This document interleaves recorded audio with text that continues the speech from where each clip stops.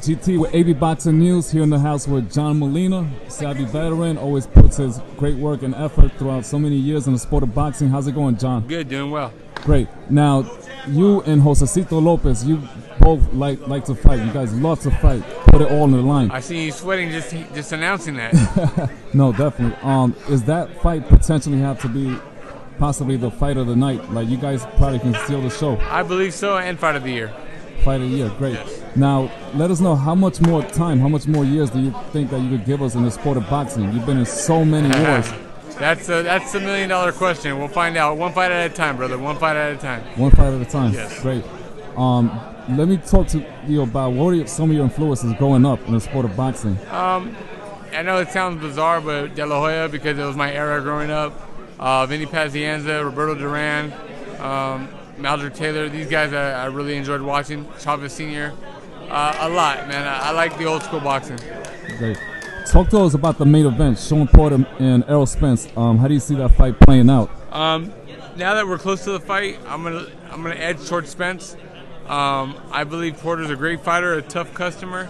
It's not gonna be an easy task, but if I'm a betting man, I'll bet Spence to win on a unanimous decision. Who do you think is the best welterweight at 147? There's so much debate. Like, people can go back and forth between Errol Spence and Terrence Crawford. Who do you think is really the best right now? I've experienced Terrence Crawford in the ring.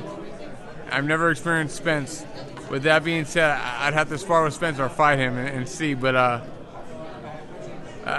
may the best man win. I think they're both excellent talents, and it's going to be exciting once they get in the ring. But first things first, Spence needs to handle this weekend.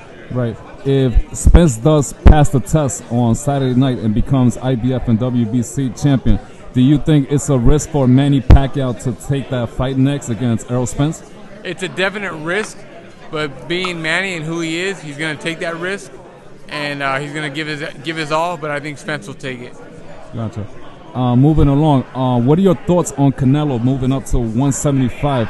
Is that so much of a risk, moving up 15 pounds? It's a risk because of the caliber of guy, but it's a risk for only 2 rounds.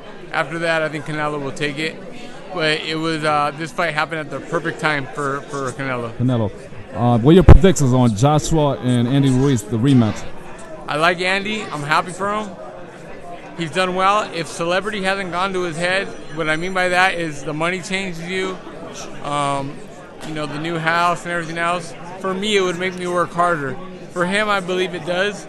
And if he's the same guy, I believe he has Joshua's number. What are your thoughts on 2 YouTubers fighting on November 9th? You know, KSI and Logan Paul. Do you think that helps the sport of boxing, or it propels, it brings in more new fans? I mean, it is what it is. More power to them. They've done well. They're very popular individuals, and it's going to be fun to watch them fight. I enjoy it. It's entertainment. Great. Thanks for your time. And just one more comment. We mentioned before that you definitely like pizza. You're a pizza guy.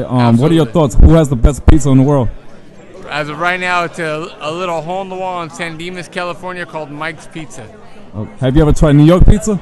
I've been in New York. I had John's Pizzeria, one of my favorite spots.